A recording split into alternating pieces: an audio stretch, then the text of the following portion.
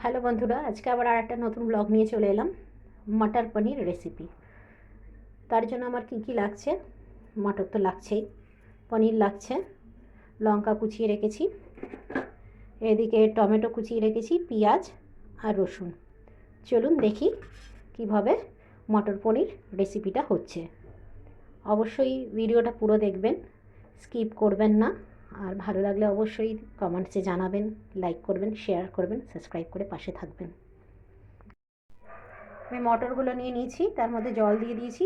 এটাকে একটু সেদ্ধ করে নেব, খুব বেশি না, হালকা করে সেদ্ধ করব, তাহলে মটরটা তাড়াতাড়ি ফ্রাই হয়ে যাবে। মটর নিয়ে নিয়েছি, সেদ্ধ করতে দিয়ে দিয়েছি জল দিয়ে। এবার এটাকে একটু ঢাকা দিয়ে রাখবো। খুব বেশি সেদ্ধ করব না, অল্প করে সেদ্ধ করব। এদিকে কড়াই নিয়ে নিয়েছি, কড়াইয়ের মধ্যে অল্প তেল দিয়ে দিয়েছি। পেঁয়াজটা, রসুনটা আর টমেটোটা ফ্রাই করব। পেঁয়াজটা একটু ডিপ ফ্রাই করব, একটু লাল লাল মতন হবে তখন তুলব। তারপর গ্রাইন্ডারে ওটাকে পেস্ট করে নেব। আর সাথে শুকনো লঙ্কা যদি থাকে, অবশ্যই শুকনো লঙ্কা দেব। পেঁয়াজটা অনেক লাল লাল মতন হয়ে এসেছে। এবার আমি রসুনগুলো দিয়ে দেবো আর শুকনো লঙ্কাগুলো দিয়ে দিলাম। আবার একটু ফ্রাই করব, তারপরে টমেটোসগুলো দিয়ে দেবো। এগুলো আমার ফ্রাই হয়ে এসেছে, এবার আমি টমেটোসগুলো দিয়ে দেবো। ততক্ষণ আমার মটরগুলোও সিদ্ধ হয়ে গেছে, আমি গ্যাসটাকে অফ করে রেখে দিয়েছি। এটাকেও হালকা ফ্রাই করে নেব। এগুলো ফ্রাই আমার হয়ে গেছে, এবার এগুলোকে তুলে একটু ঠান্ডা করতে দেবো। কেননা গরম গরম তো মিক্সারে ঢুকানো যায় না, তাই জন্য এগুলোকে হালকা ঠান্ডা করে নিয়ে তারপর মিক্সার গ্রাইন্ডারে মিক্সড করে নেব। ততক্ষণ আবার কড়াইতে তেল দিয়ে পনিরগুলো ভেজে নেব। কড়াতে তেল বসিয়ে দিয়েছি, তেলটা গরম হয়ে আসছে। এবার পনিরগুলো আমি ছেড়ে দেবো একে একে। পনিরগুলো আমি দিয়ে দিয়েছি। এগুলো একটু ডিপ ফ্রাই মতন হবে, খুব বেশি ডিপ ফ্রাই না। লাল লাল মতন হয়ে গেলেই আমি এপিট ওপিট করে নামিয়ে নেব। আর ততক্ষণে আমার মটরটাও সিদ্ধ হয়ে গেছে, কিন্তু এখন ওটা জলেই আছে, এটাকে তুলতে হবে। গ্রাইন্ডারে পেস্ট করতে হবে বলে গ্রাইন্ডারের বাটিতে আমি দিয়ে দিলাম। এবার আটকিয়ে নিয়ে পেস্ট করে নেব। মশলা আমার পেস্ট হয়ে গেছে, এবার ভালো করে এগুলোকে এক জায়গায় করে নেব। আর এদিকে প্রায় পনিরটাও ভাজা হয়ে এসছে, ওটাকে আমি তুলে নেব।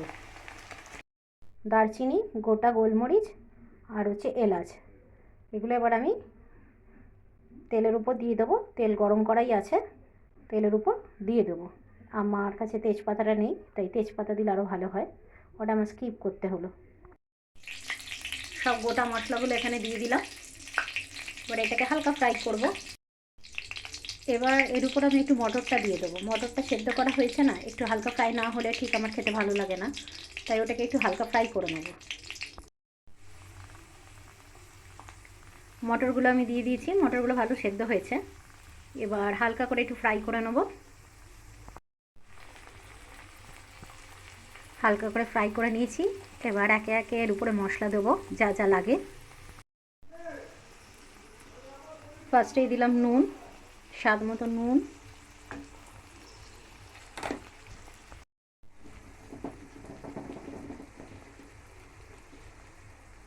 এবার দিল পরিমাণ মতন হলুদ।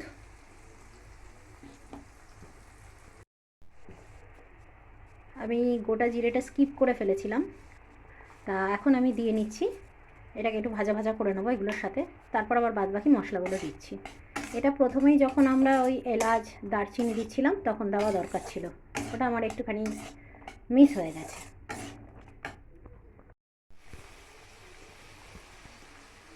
গোটা জিরাটা আমার ভাজা ভাজা হয়ে গেছে, পরে দিও। ওটা আপনারা প্রথমেই দেবেন, আমি ভুলে গেছিলাম বলে দেওয়া হয়নি। আচ্ছা, এটা হচ্ছে জিরের গুঁড়ো। এবারে দিয়ে দিলাম জিরের গুঁড়ো। এবার যে মশলাটা আমি পেস্ট করেছিলাম, পেঁয়াজ, রসুন, লঙ্কা, ওটাকে এবার, আর টমেটোস ভেজে এটা পেস্ট করেছিলাম, ওটাকে এবার মিক্সড করব। দিয়ে দিয়েছি। এটা দিয়ে এবার ভালো করে নাড়াচাড়া করব।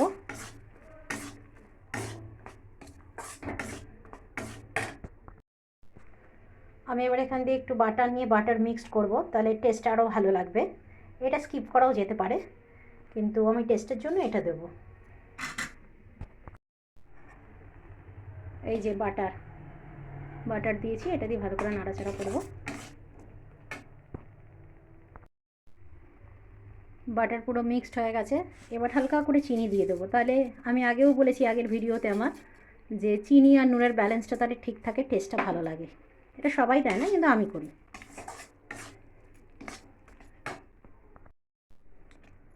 খুব সুন্দর একটা স্মেল বেরিয়েছে। এবার আমি অল্প করে জল দেবো, দিয়ে পনিরগুলো দিয়ে দেবো। এখানে ফ্রেশ ক্রিমও আপনারা ইউজ করতে পারেন, আর দইও ইউজ করতে পারেন।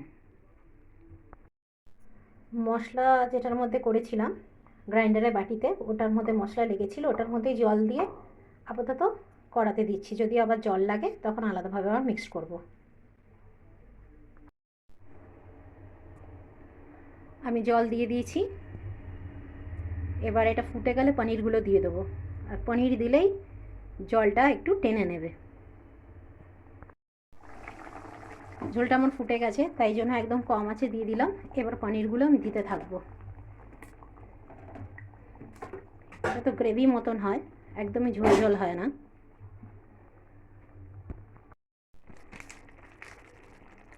হয়ে এসেছে। এবার শুধু একটু গরম মশলা দিয়ে আর নামিয়ে নেব। বাস, রেডি হয়ে গেছে আমার মটর পনির। আর একটু মিক্সড করে দিচ্ছি কস্তুরি মেথি। ব্যাস, এবার একটু নাড়াচাড়া করে নামিয়ে নেব। রেডি হয়ে গেছে আমার মটর পনির। আশা করি আপনাদের ভালো লাগবে, আপনারাও একবার ট্রাই করে দেখবেন। আর ভালো লাগলে অবশ্যই কমেন্টসে জানাবেন, লাইক করবেন, শেয়ার করবেন, সাবস্ক্রাইব করে পাশে থাকবেন। আবার একটা নতুন ব্লগ নিয়ে আপনাদের সামনে পরে উপস্থিত হব। আজকের মতন এখানেই শেষ করলাম। টাটা, সবাই ভালো থাকবেন।